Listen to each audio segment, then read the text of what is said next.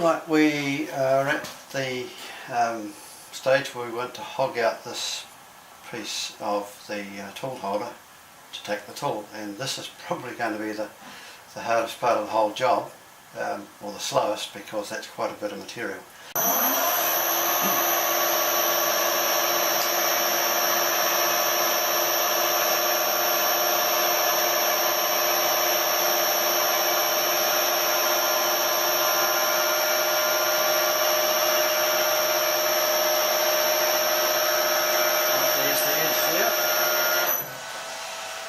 And we'll zero our slide.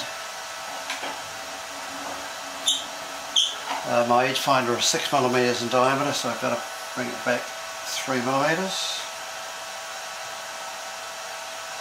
which is there. So the centre of the cutter would now be over that edge, and what did we say that distance was? 9.3. Let's check that again. 9.3mm. So there's 4, 8,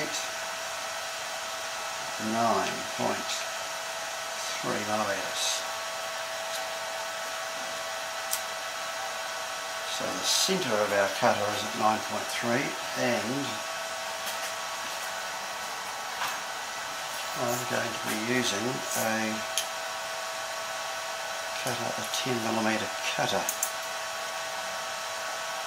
So I need to come across another 5.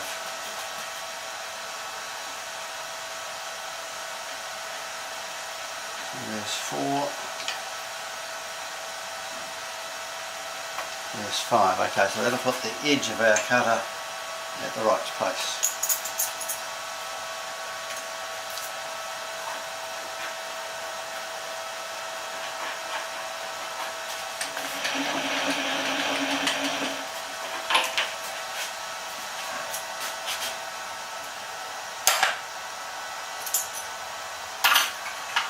You'll notice that I didn't have the collet cinched up tight then when I had the edge finder in, because it doesn't actually matter.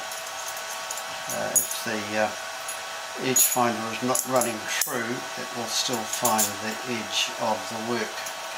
So when you're putting the edge finder in your collet, you don't have to crank it up with the spanner. You can do it up by hand.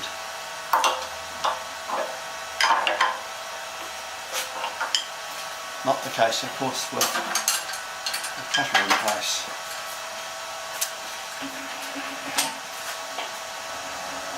Now, just before I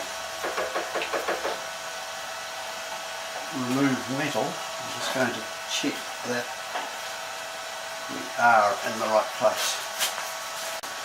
It should be 9.3mm from that edge, with the cutter turned edge on, and we are, which is always a good start.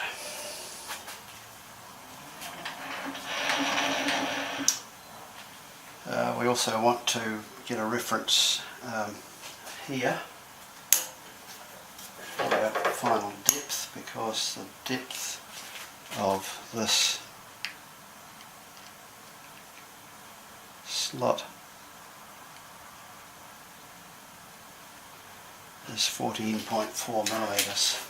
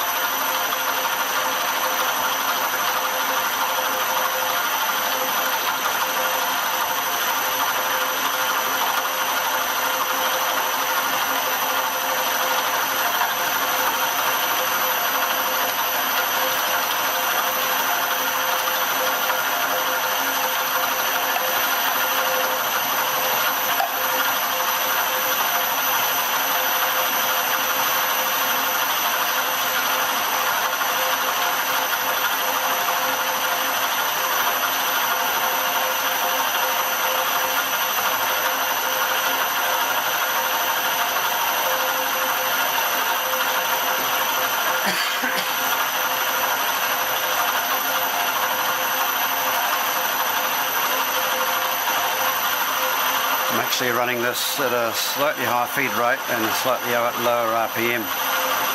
Having the VSD allows you to experiment with speeds and feeds, and I've decided that I've always actually been running this mill a little bit too fast, mainly because without the VSD, of course, I couldn't get the ideal speed.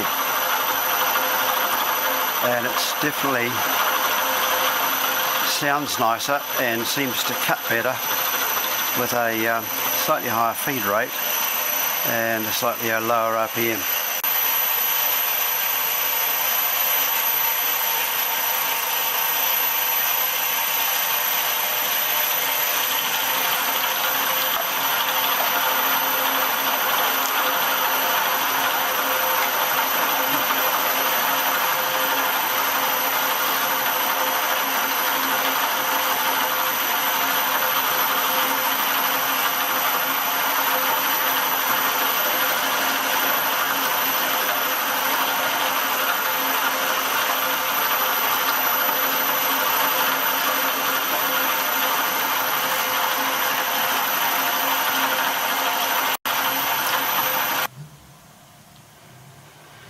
Okay, several hours later we have 4 done and 2 to go.